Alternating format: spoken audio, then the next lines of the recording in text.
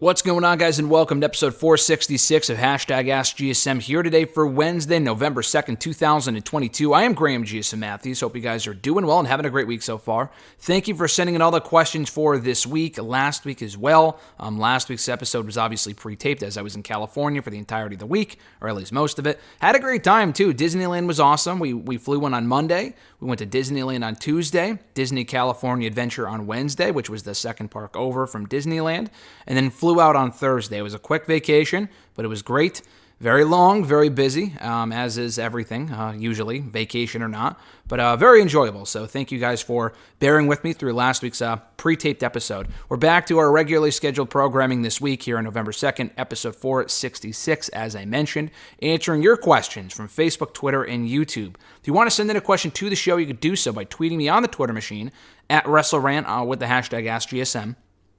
Find me on Facebook as well, facebook.com/Graham.GSM.Matthews. Drop a comment on the post I usually put up on Tuesday nights, if not on the wall itself. And last but certainly not least, drop your question down below in the comment section on this very video. I'll include your question in next week's edition.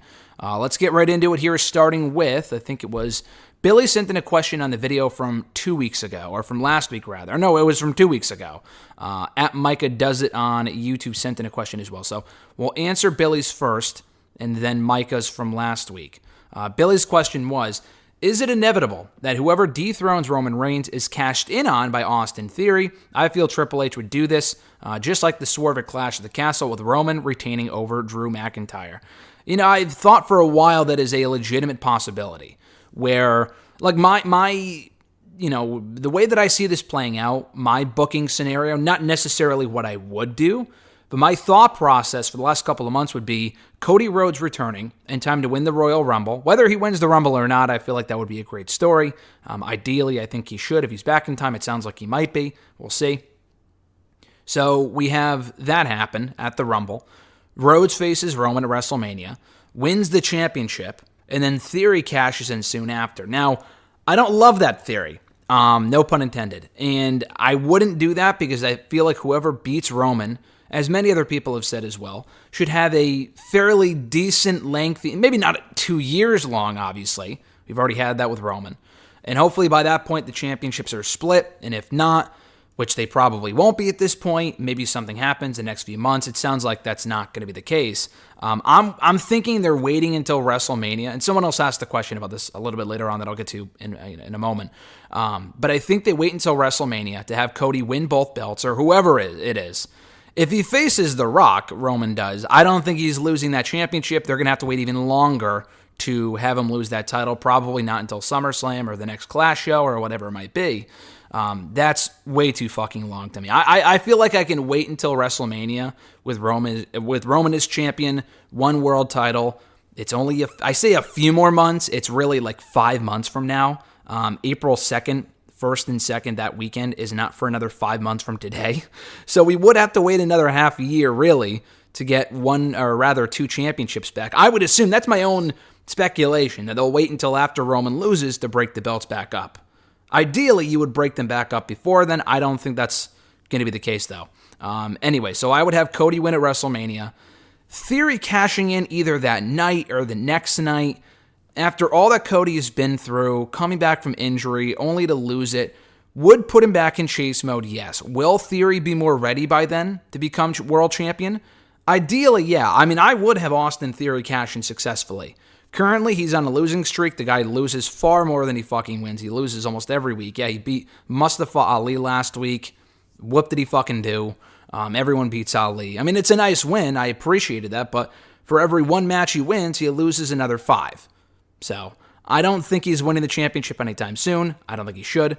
That report did come up a couple days ago, about a week ago, that they are considering the option of having Theory wait until the 1 year mark as Mr. Money in the Bank and having him cash in that night. I have always said that would be a great idea, because that for starters, that's something they've never done before. They've never waited the full year to have someone cash in the contract and wait until the night is through. I was thinking for a little bit they might have done that. They were going to do that with Ziggler back in the day, or with Rollins, or with Carmella, because they all held that briefcase for a very long time.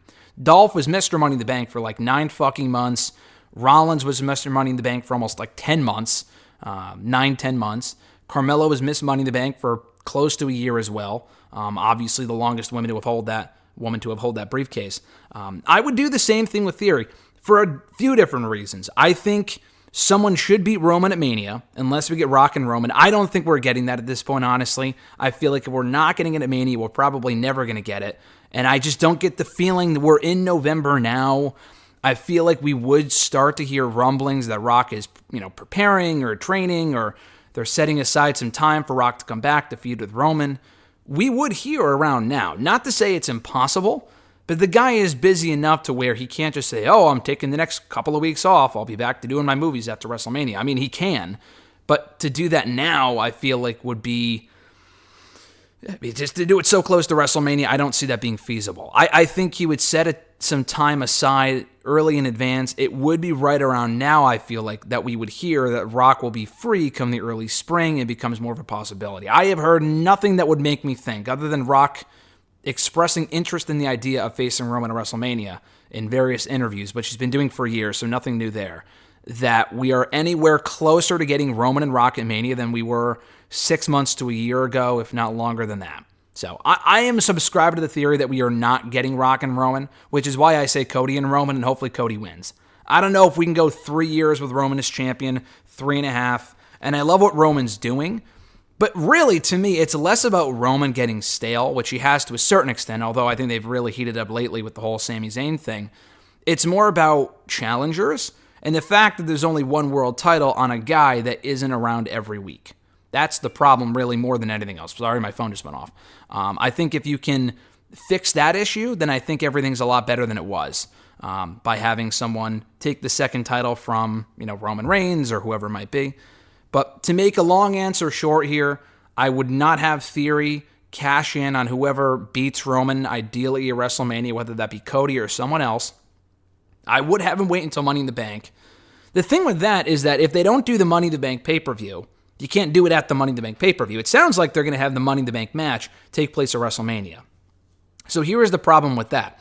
If you get rid of the pay-per-view and you do the matches at WrestleMania, and Theory is still the briefcase holder by then you have two people with briefcases, or technically three if you count the women as well. You have two men with briefcases. Would they really do that? Would they have Theory and another male superstar carrying around a briefcase at the same time? I would think not. But at the same time, though, to be fair, in Theory's defense and storyline, he is given a full year, 365 days, to cash in the briefcase. So thinking about it now, that's the only issue they run into, is that if they bring the matches back to Mania this coming year, which I kind of hope they will, with 2 nights of WrestleMania, it makes sense. Would you really have two people, if not three, counting the women, carrying around briefcases at the same time? Although Theory technically wouldn't have to give his up or cash it in beforehand because he does have a full year. That's the only issue they run into. Ideally, if it was up to me, I would wait the full year and have him face Cody in the middle of next summer, next July.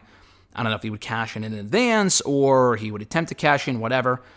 He can beat Cody maybe, depending on how long Cody's run would be. I guess that would be around 2-3 months. Maybe depending on how Cody's run is going, depending on how Theory's developing. There's a lot of X factors we still don't know the answer to. And I'm just saying Cody because that's who I want to see beat Roman, but it could really be anyone. So we'll see. I don't want someone to beat Roman at Mania and then Theory cashes in. We've gone fucking almost 3 years, well over 2 years now, with a heel world champion on both brands. We do not need to immediately go back to another heel world champion in Theory right away. Let's see. Next question from Micah Does It. Put this on last week's video. He said, if Tony Khan does buy out CM Punk's contract, and Punk decides he doesn't want to wrestle, not wrestle, but rather the last fan's memory of him to be him angry at the media scrum, do you think a WWE return is possible? And who would you like to see him feud with? I would pick Cody Rhodes and give Punk and Cody the main event of WrestleMania. You got 2 nights. It just makes sense. So I talked a lot about the Punk WWE stuff, him leaving AEW on WrestleRant Radio last week. I don't think he's going back to WWE. Should the possibility be ruled out? No. I've always said there's always a chance everyone fucking comes back. Everybody always comes back to WWE. No matter how long it takes, no matter the form or fashion, everyone, usually, for the most part, makes amends with WWE, if they're a big enough star especially. I've always said I wouldn't see Punk wrestling in the main event of WrestleMania, but I could always see him back much farther down the road for like a Hall of Fame induction. I feel like that was always very plausible, and I still very much feel that could be the case down the road. Would they bring Punk in as an active performer on the roster, and would he be... Well, the thing with AEW, I think one of the biggest appealing parts of that for him was that he wasn't working house shows. He was on the show every week, but it wasn't as if he was traveling every day. He would travel into Dynamite, Rampage, whatever, fly home, and then that was it. I mean, it's still a decent amount of traveling, but not as much as the WWE superstars do, who fly into Raw, SmackDown, whatever, do the house shows. They're only off for like a day or two. Not the same thing as the AEW people. I just don't see Punk going to WWE at this point. I feel like the baggage coming off the whole media scrum thing, and you mentioned that he doesn't want his last memory of people, like fans' last memory of him to be him getting angry at a media scrum. I mean, let's face it, the last memory of him, had he not come back to AEW last year, would have been him getting eliminated from the fucking Royal Rumble by Corporate Kane. Didn't really sound like in all the interviews he did, he gave much of a fuck about that being his last night in wrestling. About his lasting legacy, his last impression, the last visual of him in a wrestling ring, being him being put through a table on the outside of the Royal Rumble match by Corporate Kane. Doesn't sound like he gives a fuck much about that either at this point, if he ever did to begin with.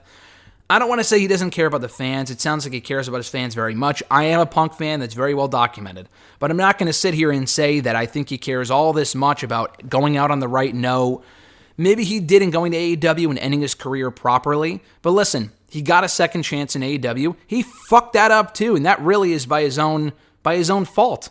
By going off with the media scrum and getting into the brawl that he did backstage. I'm a big Punk guy. I think Punk adds a lot to AEW. I think him being gone is a big blow to that roster. I don't care what anyone says. He was one of the best parts of that show for the year that he was there. Him not being there is a big blow to that roster. But you also have... It's difficult to justify. You have to think about this. It's difficult to justify Punk being kept around when the people that he offended and upset... Specifically the elite, who are still apparently in positions of power, if reports are to be believed, and nothing really has changed with their status within the company. Maybe they had their titles stripped, and I'm not talking the trios titles, I'm talking the titles of EVPs of AEW. Maybe that's changed, and we just don't know. But if there's a lot of people backstage that don't like Punk, and there's a lot of heat on Punk for what he said, and all this other sort of stuff, he put his own foot in his own fucking mouth at that media scrum. And it was embarrassing. I mean, it was entertaining to a certain extent. It was an absolute train wreck to watch. But that was his own fault. I mean, there's a lot of people to be blamed here. The elite are far from in the clear here. Tony Khan has a lot of issues as far as, he needs to manage his fucking roster. And if he said something at the beginning of it to shut Punk down, none of this would have happened. But the point of the matter is that Punk went off on that tangent. It was premeditated, and he just kept going and going and going, acting unprofessional.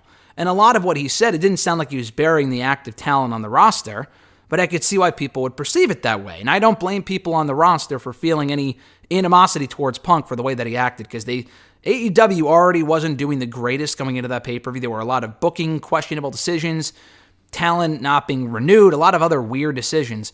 That whole Punk thing put a major fucking black eye on AEW. It was not a good look. And it all really started with him. The elite are obviously involved in it as well, but they weren't publicly disparaging AEW, making the boss look like an idiot, at least publicly. Yeah, they were doing it behind his back and talking shit, whatever they might be doing. But the fact of the matter is that Punk was doing it publicly. In a way, I almost commend him for speaking out about it, but the way that he went about it and just going on and on and on and on and on about it was completely just, you can't justify that. You can't justify it. It was inexcusable. It was embarrassing for fans of the product, for the product itself, for people that work there, for the fucking boss. It made him look like an idiot. The whole thing was a disaster. It really is difficult to justify keeping him around. If you ask me, would I keep Punk? The answer is yes, under certain conditions, that he has to thoroughly and sincerely apologize to that entire roster, to the elite, to Tony, whatever, maybe make it public, whatever, among other things. I mean, you can't just have Punk come back scot-free. I mean, he obviously has to pay some sort of consequences. I'm no Sammy Guevara fan, but for some of the stuff that he had to go through when the Sasha stuff came out, even though it was years ago, that whole thing was fucking embarrassing too. They put him through sensitivity training. How much good does it actually do? Who knows? But you got to have Punk go through the same hoops. I mean, Sammy Guevara ain't no CM Punk, but just because you're on the beginning, the top of the roster like someone like Punk is, doesn't mean you're exempt from doing stuff like that. He would have to suffer the same consequences as everyone else, pay a major fine and whatever. It sounds like the baggage with him is too much to keep around. It just isn't worth it to a lot of the people in the company, maybe Tony as well. I feel like Tony, honestly, if he wasn't, he has a lot of people to answer to. Yeah, he is the boss. But he has to think about his roster. If they didn't have the heat on Punk, if the heat on Punk wasn't as bad as it was, he probably would keep him around. Tony Khan, as many of us are, is a mark that is very well documented. He wanted Punk in the first place. He has said that Punk was the guy that he wanted in AEW more than anyone else, and he got him. But because of Punk's own blow-up at that media scrum, it all went down the shitter. So would he probably want to keep Punk around, finish his story with MJF, and do all this other sort of stuff? Yeah, absolutely. I'm sure the fan in him really wants to keep Punk. As a businessman, you got to think as a businessman first. It just probably isn't worth it. Is it disappointing? Yeah. Am I disappointed? Yeah. I want to see Punk stick around. I thought he added a lot to the show.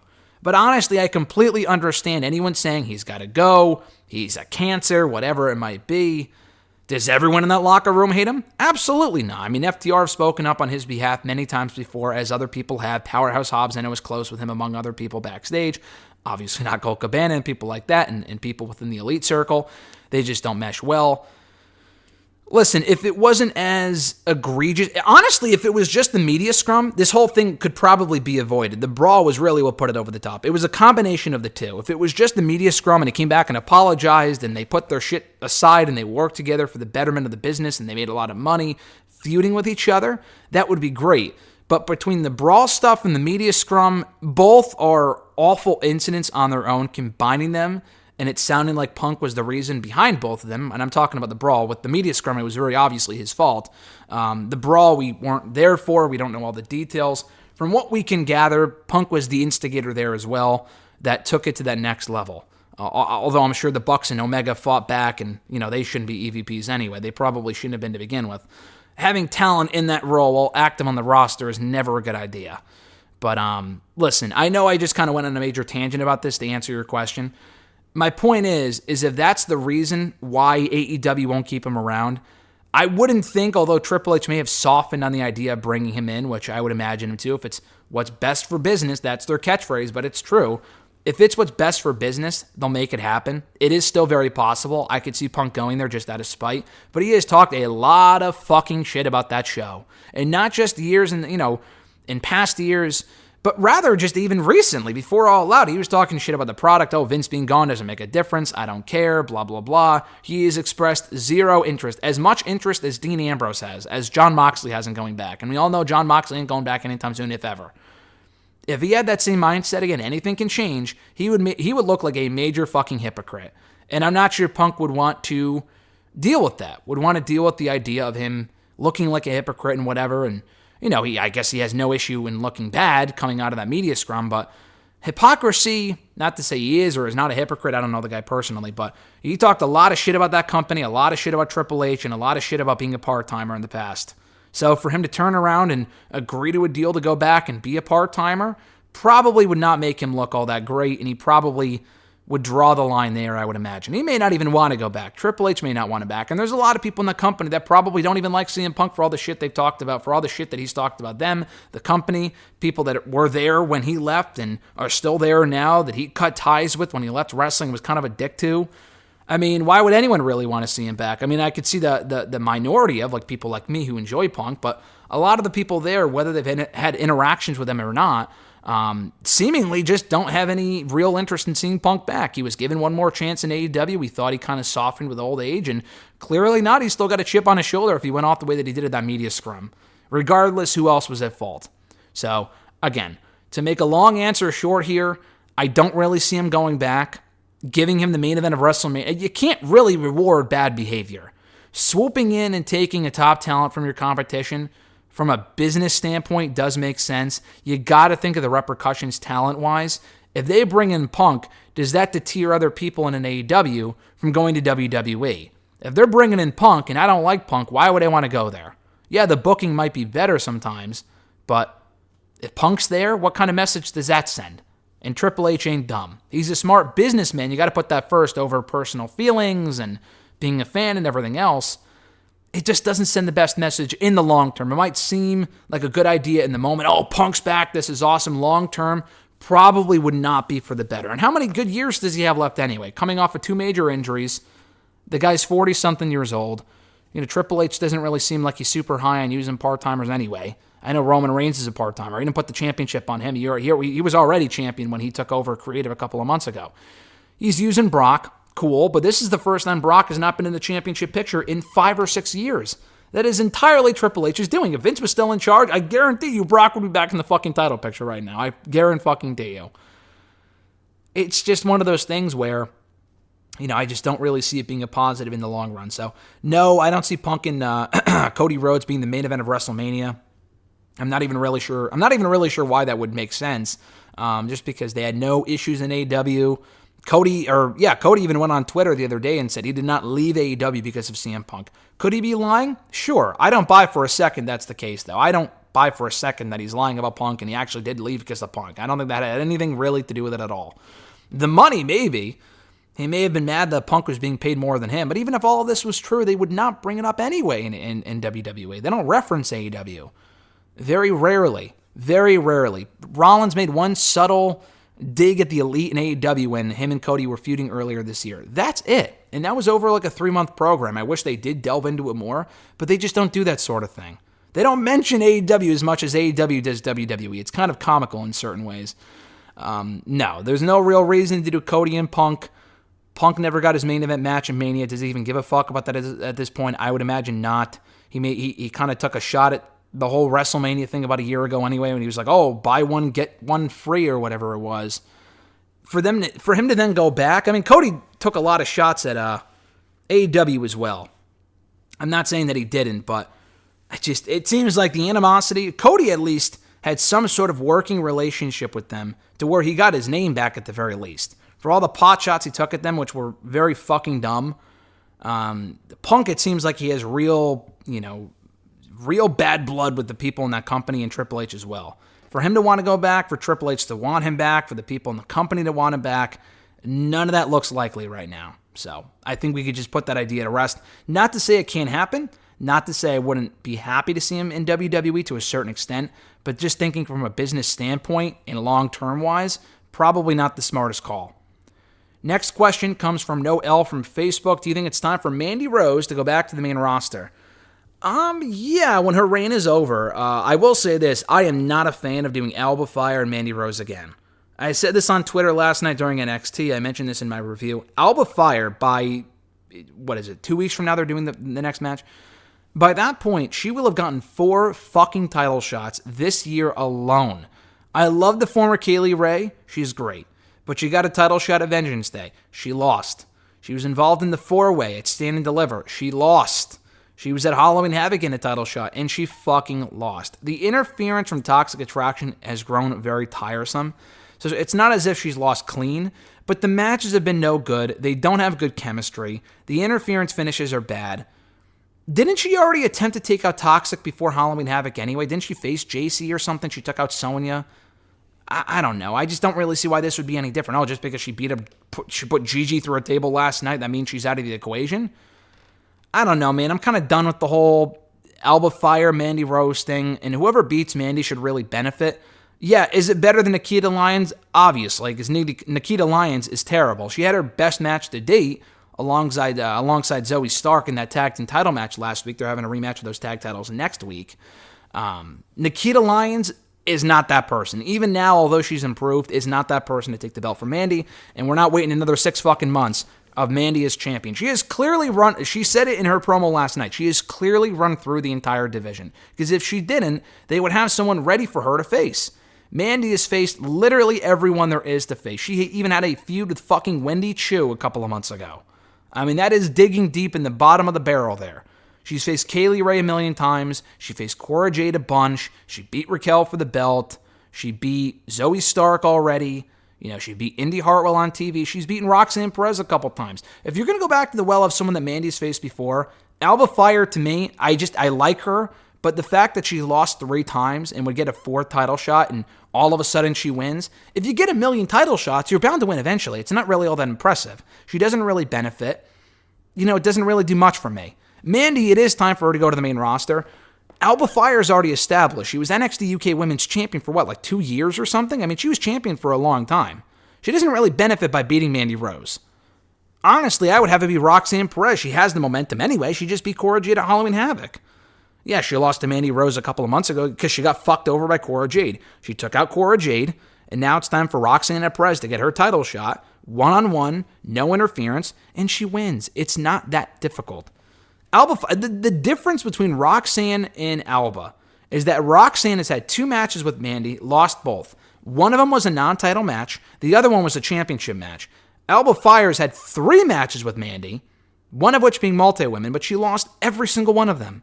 So again, why would I give a shit about her getting another title shot? It has nothing to do with her. She's good. The booking doesn't make sense to me. If that's what you were going to do, just have her win a Halloween Havoc or don't do the match on that show at all. To me, it's just silly. It's very fucking silly. When that runs its course, I could see her losing the championship to Alba Fire in a couple weeks because, again, why would they do another match? Alba Fire may as well just retire at that point. RJ texted me that this morning. I could not agree more. If she loses again to Mandy Rose in 2 weeks, I don't really want her to win. I would rather it be someone like a Roxanne Perez taking the championship off of Mandy Rose. But if she loses again, does Alba Fire, she may as well retire because that is just... How can you lose 4 times and justify being on that show still? It makes no sense. After that, though, yeah, they are absolutely main roster bound. We saw that report a month or 2 ago. Oh, Toxic Attraction is on their way up. We have not seen them on SmackDown since. They've had 2 matches on SmackDown. I think that was just a test run. They are absolutely headed to SmackDown when they're done in NXT. And I'm hoping that they're just waiting for Mandy to be done in the women's title picture. So when she loses that championship soon, whether it be in 2 weeks or a deadline or whenever, I do think Mandy Rose is headed up with them. And she can hopefully keep this character intact and do it on SmackDown. I think it would work. I honestly think this would be a better faction that's more over and is more successful on the main roster than Damage Control. Damage Control, just for whatever reason, I won't go too much into it here, but they just, for whatever reason, I love all 3 women. They just don't have the chemistry. The booking has not been great. They don't really feel like a threat. They're just kind of there. I don't know. It's just 3 great, very talented women in one group. And that's about it. I know Bayley and Dakota go way back. Io is kind of a random member. They're all awesome, but the chemistry just isn't there. With Toxic, for whatever reason, the booking's been better, sure, but the chemistry just is there. The chemistry does work, and all 3 women are great together, so hopefully they are called up as a package in the not-too-distant future. At Justin or their second question, before I get to Justin's question, No's second question here, who do you want to see from the main roster appear on NXT? No one really comes to mind. It doesn't really matter at this point. If you're asking, who could really benefit from a run in NXT, like an Apollo Crews, or we're getting Donovan Dijak or Dominic Dijakovic, whatever you want to call him, back in NXT soon. I think those names are great. You can't oversaturate NXT with all these main roster stars. I think it's cool. You can kind of bring back the feeling that anything can happen. But when the focus on NXT is about who's going to show up this week and not on the roster itself, that's a problem. So I honestly don't really care who appears next in NXT. I would hope they don't do it too often in the future. They had R-Truth, lose to Grayson Waller this week. He got hurt anyway. He was going to lose regardless, even if he didn't get hurt, I would assume. You can't do that shit every week. Save it for once in a while. Make it mean something when you don't do it once a week. Have R-Truth show up 1 week, put someone over, and that's it. No reason to bring in main roster stars all the time. If there's anyone that I think could use a run in NXT when they're cleared, I would say Bobby Roode. I know he's on the older side. You probably don't want to waste too much time in NXT. Donovan Dijak, at least, isn't as old as Bobby Roode is. Bobby Roode is probably 45, close to 50. But listen, the guy is still very good. He showed that in his match with Braun Breaker earlier this year on NXT. Came out with a glorious stuff, if only for a short stint. I think Bobby Roode back in NXT would be fucking great. A lot like when Finn Balor came back, not quite to that extent, but something along those lines. I just don't know where he fits in on the main roster when he's cleared to compete again, unless they really have a desire to push him as a mid-carder, which I'm not sure they would. He's just really old. They can help him he can help put over the younger people in NXT. So I would like to see Bobby Roode back in NXT, but other than that, no one really comes to mind.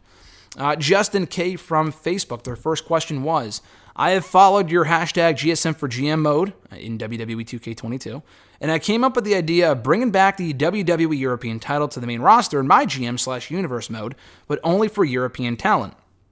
What do you think of that concept for when the WWE possibly reintroduces the belt, or do you feel it will be an NXT Europe belt, which makes sense? If you're talking for the NXT, the NXT Europe brand that they're bringing in next year, it probably will be a different championship belt. I thought the NXT UK belt looked beautiful. It was probably their best designed belt in the entire company. But if it's going to be a different brand name now, they would have to completely call it something else. It would be the NXT Europe Championship. I think it would be cool if they brought back the European title. I know Triple H is an old school guy, as Shawn Michaels is as well. Listen, Shawn Michaels, I think, was he not the first ever European champion? If so, then him introducing the NXT European Championship to the NXT Europe brand would be awesome, as the old design. I get the feeling they're going to want to use something more modern, so they won't do that. I think it would be cool if they did, though. I think it's going to be like a new belt, new design, no ties to the European Championship of 20 years ago, and that's it. So, as far as having it defended amongst the European talent, I don't think they have a decent amount of European talent, obviously, but then it would disqualify people who come over from NXT or the main roster that, are there for a short run, then they can't go for the belt. So, there's a lot of people that probably wouldn't be able to challenge for the championship because they're not technically from Europe. So I wouldn't just limit it to European talent. I know WWE obviously never did that if fucking Shawn Michaels was the first European champion. It can be exclusive to NXT UK or NXT Europe, whatever you want to call it. I would not limit it to just European champions, though. It's just European talent. Yeah, it would make sense, but that's like an AEW, the All-Atlantic Championship, just giving it to people that are from outside of the U.S. Orange Cassidy is the current champion. I think he's a fine fit for it. I would have rather seen him as Trios champion over All-Atlantic champion, but whatever. That's what they do, and I think WWE will be no different, whether you like it or not. I do think it's a better idea to have it defended amongst everyone and not just the European champions. Like the Cruiserweight thing, it makes sense because it's like a weight thing, and if you have someone that's 500 pounds facing someone who's 200 pounds, then you're not exactly a cruiserweight. That makes sense, because if you're a heavyweight, that gives you an advantage over a cruiserweight. Being European or not doesn't exactly give you an advantage in that respect at all. So I'm fine with them defending it amongst everyone and not just European talent. His second question, I'll be honest, I recently started watching NXT heavily again, and I have really enjoyed the character of Joe Gacy. Psycho Joe when I watched him on the Indies, he says. What are your thoughts on Gacy, and do you think they miscast the Schism stable? The Schism stuff sucks, I'm sorry. I think Joe Gacy, I was just talking about this the other day with someone. I think that he does a good job with it, as good of a job as he can. But it comes off, they even said it in the fucking interview last night, it comes off like a knockoff Wyatt family. He's like, oh, we're comparative groups past and present. The only group that Schism reminds me of is a poor man's Wyatt family. I don't really care too much about Ava Raine. I thought she did fine in their interview. I think this is an awful way to introduce her. The group sucks. It's a complete waste of grizzled young vets. They had a good thing going as themselves. They fucking ruined it. Joe Gacy, listen, it's an improvement over the cancel culture bullshit that he was doing a year ago. I know JBL's using some of those same terms like woke and snowflakes and his fucking promos are now on Raw. It's entertaining for a little while, and then it just gets old. The Joe Gacy stuff was just fucking cringy from the get-go. Like Fox News picked up on it last year when NXT first, restarted. That was pretty funny. The whole gimmick sucked, but it was funny that all these like right-wing websites were picking up on the Joe Gacy shit. So thankfully they moved away from that. Just the Braun Breaker feud wasn't good. Joe Gacy in the ring is a good wrestler from what I've seen. Just what they have him doing is not good. The Cameron Grimes feud has not been entertaining. It has not been compelling. It has not been engaging. I just don't care. I do not give a fuck about Schism. I think it's a waste of grizzled young vets. Ava Raine will probably not get off to the strongest start in this group. And Joe Gacy, not that he should be... Listen, I would rather have Joe Gacy doing something more like this than whatever the deathmatch shit that he was doing before. anything from like GCW, not to say that I think it's awful. That's not, that's entirely my opinion. I'm not saying it's fact. The schism stuff, like, I haven't seen a single person beyond yourself, Justin, that has said, well, the schism stuff is really working. I think it's great. Joe Gacy's awesome. I think Joe Gacy's talented. He's grown on me over the last 6 months. But what they have him doing with this group, it's just not interesting. It's fucking boring. And I think it's a waste of him. I think it's a waste of everyone involved. So that's just me. I don't really know what you do with him instead. But giving him the whole, Mankind, Bray Wyatt thing, you can do a psychological character if it's different enough. This isn't really that different. He has followers. The former Zach Gibson shaved his beard. He looks fucking ridiculous. They're not a good fit for that. They have no chemistry. It's a bunch of random-ass people, which I guess is what a cult is. But I don't know, man. The whole group sucks to me. I just don't really see it getting over in the long run. At Iwagoon91, their first question was, do you think that CM Punk will retire again sooner than later? I mean, I think he technically is retired. If he doesn't wrestle again, he technically is retired right now. He probably won't come out and say it, but it's like when he left WWE in 2014. Was he retired? I mean, yeah, because in his mind, he wasn't wrestling again. It's not like, I don't think he came out and said he was retired. I'm not sure.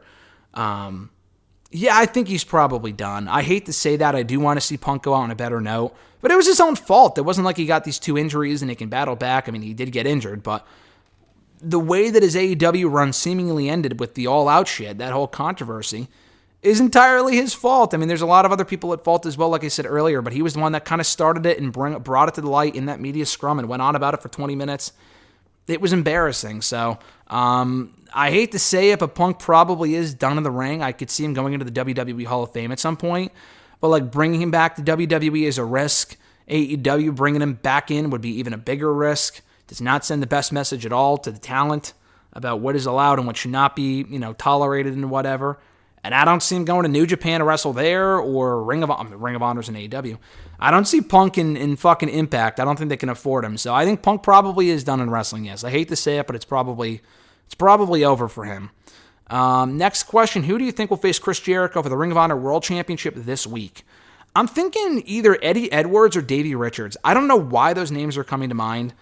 They just are. I feel like it is someone outside of the company. Does it make any sense for it to be someone outside of the company when Claudio pinned Jericho in a tag match last week? Absolutely not. If they're building to Claudio and Jericho too, which is fine, and they should, then they should have saved that for another week. To have someone else come out when Claudio's right fucking there does not make any sense at all. Does not make any fucking sense. They really should have saved that for a different week. So I'm thinking it's someone outside of the company. If it's someone in the company, like Samoa Joe's already on the show, so it's not going to be Samoa Joe. Samoa Joe has a match this week, I think, against Brian Cage for the Ring of Honor TV title tonight. So it's another episode of Ring of Honor TV tonight, folks. Yeah, I'm not really sure who else in the company would make sense. I know they have Adam Cole. He's hurt. Roosh. I mean, I love Roosh, but he's a heel too. I just don't see that making sense. I don't see it being Jerry Lynn or someone like that. I think it would be someone outside of the company. And the 2 names that are outside of the company, and Matt Taven just signed there too, but Matt Taven's also a heel. That wouldn't make a whole lot of sense. The few names that are former Ring of Honor champions that are outside of the company, or actually 3 names come to mind. Davey Richards, Eddie Edwards, and PCO. PCO I know is a Canadian as well, a lot like Jericho. He's had this career resurgence in recent years. He's really over right now in Impact. I can honestly very much see it being PCO. I could totally see that. I don't see him signing with AEW because he's, I think he's signed to Impact, but Impact has let AEW use their talent before as recently as a few months ago. I could see that happening. Eddie Edwards is currently a heel in Impact, actually feuding with PCO. The difference there, though, is that, they don't give a fuck. If Eddie Edwards is a heel in Impact, W. Morrissey, before he left Impact, was a babyface, and they used him as a heel on Dynamite, so that doesn't really matter. Eddie Edwards could be brought in. I could totally see that. I honestly, if I had to pick, Davey Richards really comes into my head. I know he's an MLW, but Impact recently used Richards at Slammiversary. I think MLW, if he comes out with his MLW championship, which I think he still holds, I think it would be good exposure for the MLW brand. They actually worked together very early on in AEW's infancy because MJF technically at that point was still with MLW. So I could totally see it being Davey Richards. I'm thinking either Richards, PCO, or Eddie Edwards. Nigel, I just think would be way too far-fetched. I'm not even sure if he wants to wrestle again. Rollins, Owens are all in, they're in WWE. Punk ain't coming out. Jamie Noble, James Gibson is in WWE as an agent. Low key, maybe. Homicide is interesting. Homicide is a possibility. He's, he's been appearing in the NWA. He's actually the NWA Light Heavyweight Champion right now. I could see it being Homicide. Homicide is I don't know where they are tonight, but he's appeared in AEW before. He made an appearance at Grand Slam last year. So I could see it being Homicide. I'm still thinking Davey Richards because I feel like that would just be the better match. But that's just me. Let's see. Next question also from Iwagu91. Who do you think will have the OCs back against Rhea Ripley? Honestly, I don't really know. Like, Beth Phoenix would make sense, but she was taken out of the Concerto with Extreme Rules. We haven't heard from her or seen Edge since either. I feel like she ain't coming back unless it's with Edge. And we'll probably see, like, Finn and Rhea versus Edge and Beth at some point, maybe by Mania, hopefully before then. I don't see it being Beth. I feel like Beth should be involved with Edge and not with the OC. Just, it's kind of a weird fit anyway. If it's someone that's not on the roster, if it's someone on the roster, I'm thinking maybe Piper Niven. Piper Niven has history with Rhea Ripley from NXT UK. Triple H knows that. We haven't seen her since Nikki Ash and her broke up. She hasn't been on TV in a little while. She can come back with a new name as well, that being Piper Niven. So we could see Piper Niven back on the show. I think that would make a lot of sense. If it's someone outside of the company, and that's why we haven't seen this person yet, because if Piper Niven comes out at Saudi Arabia, I don't think anyone's going to really give a shit. I know she was there last year in the Queen's Crown tournament, and she lost. I don't think they really give a fuck about Doudrop. So if it's not Piper Niven and it's someone outside of the company, I'm not sure if they would go crazy for this person either, but, either a Mia Yim, who I know they were interested in bringing back in, which good, because she's good, so I would be glad to see that. I don't know, like, there's no female that I immediately think of having a history with AJ in the OC. Yeah, Maria Kanellis for other reasons, but she's in AEW anyway. She was never a member of the Bullet Club. Bullet Club never had any major female members, from what I can remember, that like a Kairi Sane, like someone that was also actively wrestling. They had other women in the group, like I know, I was going to say Blair Davenport when she was Bea Priestley, but I'm not even sure she was in Bullet Club. That was United Empire. Like someone like that, like Kairi Sane was in New Japan. She was never in New Japan, I don't think. So, I don't know, man. I'm not really sure. I'm thinking my first guess is either Mia Yim or Piper Niven. As far as other free agents, Chelsea Green would be fucking dumb. I really hope it's not Chelsea Green. I think she's still technically an Impact, though I'm not 100% sure. I'm not even sure if it could actually be her anyway. So I'm thinking maybe Mia Yim or Piper Niven. Those are my two choices. If it's someone else entirely, Beth is also an option, but again, I just don't see her coming back without Edge. So that's my thing. At Kyle Rochelle 19, their question was, I know that the Bloodline is what a lot of people like, but Roman Reigns is still champion and WWE is having Sami Zayn as a distraction, so people can stop bringing it up. That's not good. He needs to at least lose the WWE Championship. What's going to happen with the titles? As I mentioned earlier, I'll keep it short and sweet here. I don't think Roman's losing either belt until at least WrestleMania. I feel like it would be dumb to have him lose anytime before then, and I don't think we're splitting the championships before then either. I would agree that it would be a better idea to split the titles before WrestleMania, to give us at least one world champion in one of these shows. I don't get the sense that's the case. I know they were discussing how they can go about it. I think someone beats Roman and says, listen, I want to split these championships, whatever. Cody is a traditional guy. It is kind of weird that, he wouldn't want to be the undisputed champion, sure. Maybe Adam Pearce comes out and says, listen, we need two new world titles. Why he wouldn't do that when Roman is champion, I don't know. But either way, I still think they're not going to do it, at least until after WrestleMania. When we get a draft, we get two world titles. That would make the shows better. That's what I'm expecting currently. And I feel like Cody might be the man to do it, and Cody ain't winning those belts until at least WrestleMania. So I'm thinking we're not getting split championships at least for another 5 or 6 months. I hate to say it, but that's just what I'm thinking. Next question from Kyle. Who will be a part of the Women's War Games match? I could see Bianca Belair, Alexa Bliss, Asuka, Candice LeRae, and a returning Becky Lynch, which is 100% on the money at this point, versus Damage Control, Shayna Baszler, and Ronda Rousey. If not Ronda or Shayna, then Sasha and Naomi. What do you think? I don't think Sasha and Naomi come back as heels. I think Sasha as a heel is great, but I don't know. I feel like we haven't seen them so long. It's been almost 6 months now. They're going to come back with a massive reaction. People want to cheer, specifically Naomi, too. Naomi's a great babyface. I don't know if people are going to want to boo them. So I don't know, bringing them back as heels would be necessarily the best idea.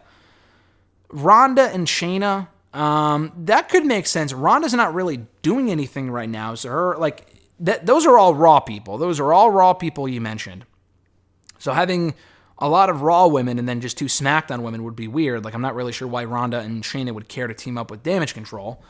The thing with the Women's War Games match, first of all, I think your lineup is great. I agree with it. That's probably what we're going to get. Without Sasha and Naomi. I don't think Sasha and Naomi will be in it. I think it would be dumb for them to not be back in time for Survivor Series because Sasha's from Boston. Missed opportunity, but maybe something happened. Shit fell through. Who knows? With Ronda and Shayna, though, or at least with the War Games match in general, with Damage Control, I meant to say. With Damage Control, if Bayley loses on Saturday, I know Damage Control are getting another title shot. To have them lose the titles only to get them back is an absolute fucking waste. If that's what happens and Damage Control walk out with all the gold on Saturday, then yes, that Women's War Games match would make some sense. I'm kind of done with the Bianca Bayley feud. I'm ready to move on. It's been long enough. The matches have been good, but Damage Control just isn't really working. The only way Women's War Games works is if the heels have heat going into it. If Damage Control loses again, specifically Bayley losing to Bianca at Crown Jewel, if she loses again, why the fuck would there even be a reason to do a War Games match? The babyfaces have all the momentum. They have all the belts. Currently, they have all the belts. Why even book a Women's War Games match with those 2 teams? That would decisively end the feud. Why continue it in a War Games match that's not necessary? The heels, whether they win at War Games or not, need some heat going into it to necessitate a War Games match. Them getting their asses kicked by Bianca and company every week does not do them any favors. So I'm kind of hoping Bayley wins on Saturday, because if she doesn't, that Women's War Games idea, they could still do it. It just doesn't make any sense. Next question from @Reborn Again, John Retland from the YouTube Machine. Check out his channel, Real Honesty with John Retland. I mentioned he's on Twitter, but his show's on YouTube, obviously. That's what I meant to say. His first question was, what are the chances Crown Jewel is just a run-of-the-mill show, basing it totally off the card itself? Also, with the threat of a possible impending attack in Saudi Arabia, do you think more talents will be hesitant to go to future events? Yeah, but I mean, this has been happening for years now. Not to say that, the attack on Saudi Arabia has not, been done before, although the event has had other issues, like when they failed to leave on time a couple of years ago. 2018, I think, was when that journalist was killed, and they went over there anyway. That shit's scary. As far as talent being hesitant to go over there, they will go over there regardless. Maybe Triple H is more kinder to the talent as far as, listen, if you don't want to go, that's fine, and there's no heat on it. I feel like before, and other people have talked about this, if you said you didn't want to go and you weren't a top star, there would be heat on you. If you were a top star and you said you didn't want to go, then it would be fine. Someone like a Kevin Owens, John Cena, whatever, they're fine. If you don't want to be on the show, that's okay. We'll keep you off the show. No issues. But if it's a smaller talent, they're like, well, either deal with it, or if you don't go, there's going to be problems. I feel like that's always been the case. Maybe it will be different with Triple H. I would hope so. Hopefully he has more heart than to just say, hey, listen, suck it up and go. It's not as if the talent have said, listen, none of us are going. We're going to take a stand. They've gone to every fucking Saudi show they've done so far. This one might be different because of the, rumored attack and whatnot. Ultimately, I think they will be fine. But listen, if someone's scared to go and they don't want to go and whatever, I don't blame them. I don't blame them at all. And Triple H should hopefully say, listen, if you don't want to go, that's okay. The card might get messed up, but we can change some of these matches. Now, if it's a top advertised match, like Bobby Lashley not wanting to go and we don't get Bobby and Brock, that's a problem. Your pay-per-view's kind of in the toilet at that point. Or like Logan Paul doesn't want to go, kind of a problem. That's your main event of the pay-per-view. And it's not as if they could have said, you should have made up your mind weeks ago. The attack stuff, that talk just started up a few days ago. So listen, if they change their mind this week and say we don't want to go, hopefully Triple H says, I understand there will be no backlash. But as far as like talent taking a stand saying none of us are going to go, I mean, if that was going to happen, it would have happened by now. These talent are going to go wherever they tell them to do. If there was no attack, they would go regardless. I feel like we're just kind of, the talent are over that as far as like, oh, I don't want to go. Most of the people, Kevin Owens has never gone, I don't think, which respect to him on that, but most of them have just sucked it up and gone because it's whatever. The attack stuff is where I can kind of see people getting hesitant now compared to normal circumstances. So we'll see what happens. I don't think there's going to be an attack, but as far as who goes and who doesn't, I guess we'll find out fairly soon. His second question, with all the stuff that's happened backstage with AEW and drops in attendance in certain markets they've repeatedly gone to, do you think the worm is turning phrase, so to speak, the worm is turning, so to speak, for the company? Yeah, I don't think it's like this. I mean, listen, all companies have peaks and valleys. The numbers were never going to stay super high for the attendance. I mean, going somewhere for the first time is always going to be a big deal. They absolutely oversaturate certain markets. They're not doing super well right now coming off of All Out. They lost a lot of top talent. They're still in the process of creating new talent to fill those gaps. It's not entirely, just circumstance stuff. I mean, some of the storylines just aren't good, or they've been going on for too long, or I just don't care. They need more storylines. They have certain storylines that I'm digging. They need more. The show just isn't as exciting as it once was.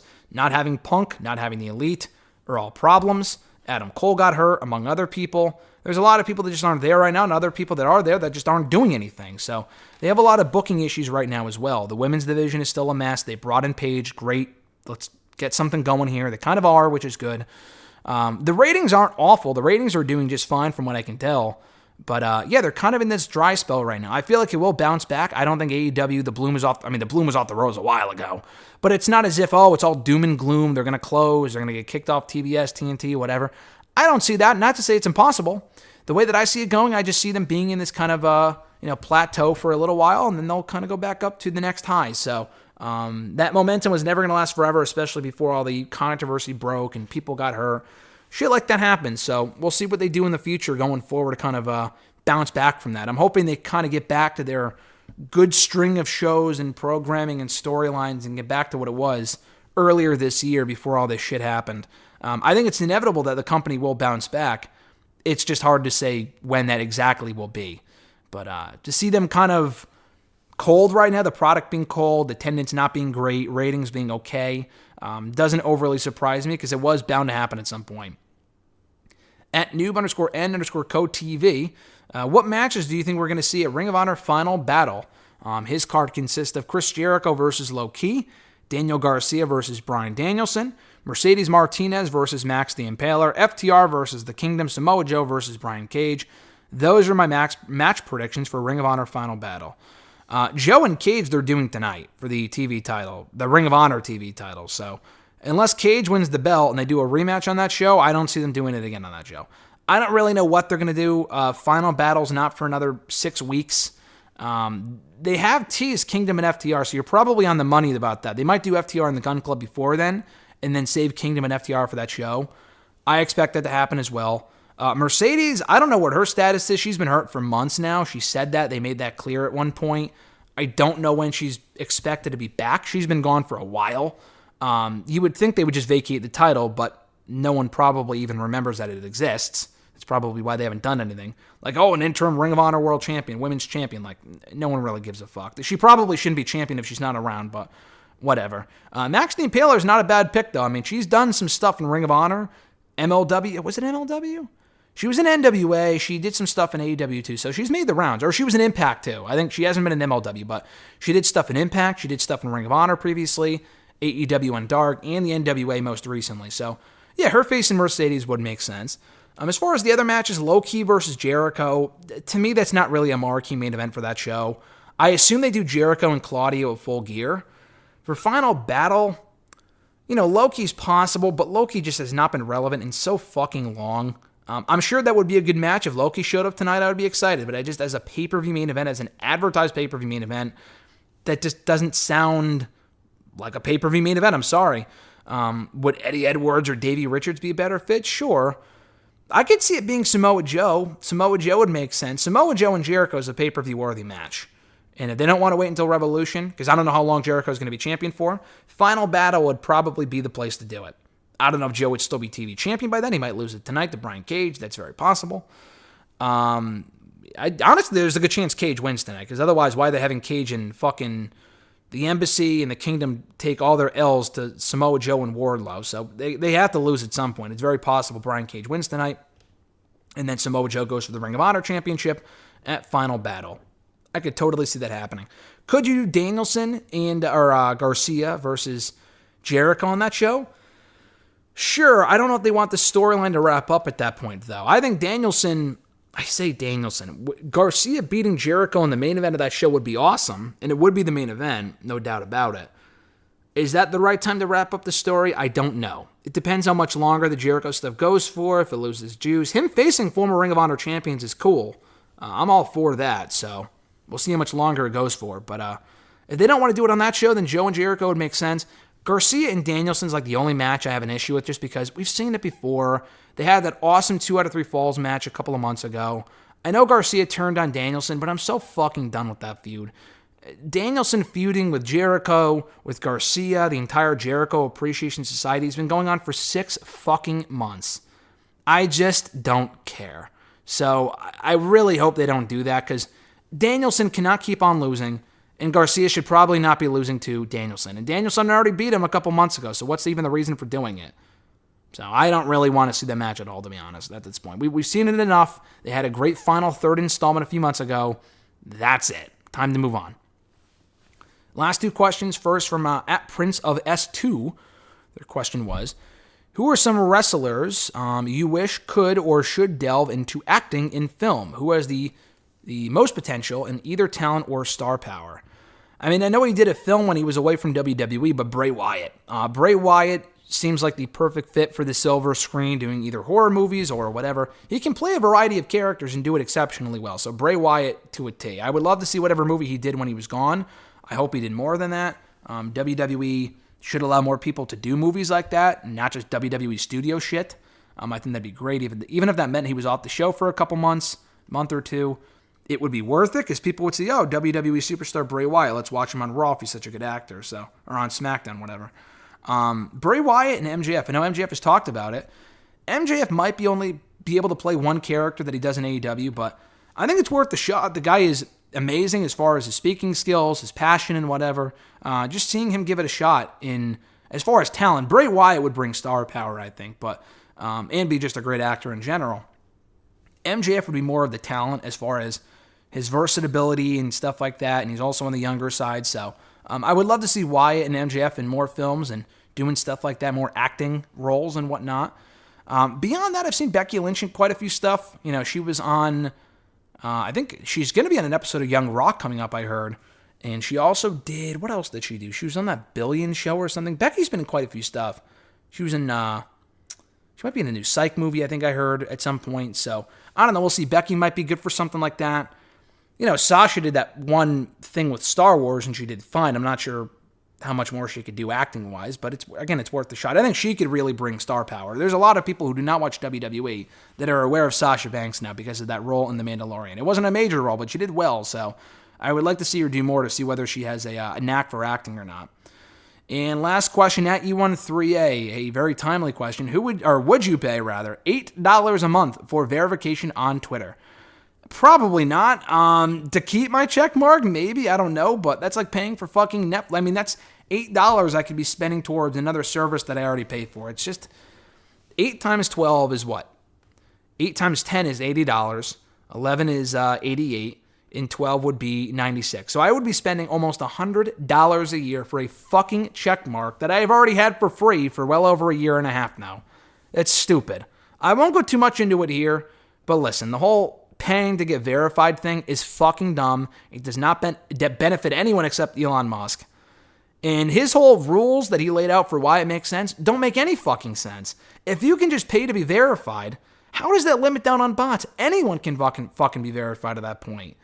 Anyone can create an account, apply for the check mark, buy the check mark, and they can say, oh, I'm fucking whoever. I'm John Cena. You know what I mean? Like, it's ridiculous. It's completely ridiculous. To pay any sort of amount, to pay any sort of amount for any social media platform, I think is stupid. I would never pay for Facebook. There was that whole rumor at some point a while ago, you're going to have to pay to use Facebook. Give me a fucking break. I just want to use Facebook. I'm not paying to use Facebook. If we've gone this long without paying for it, why the fuck would I pay for it now? That is ridiculous. Especially if it's not going to be any better. If Twitter's only going to get worse, I'm not going to stop using Twitter. But would I not have a check mark? Yeah, honestly, probably, yeah. I mean, at that point, it's not even worth it. $8 a month? Is it going to cost me my whole life? No. But I shouldn't have to pay for something that should be free in the first place. And the whole, check marks would be priority.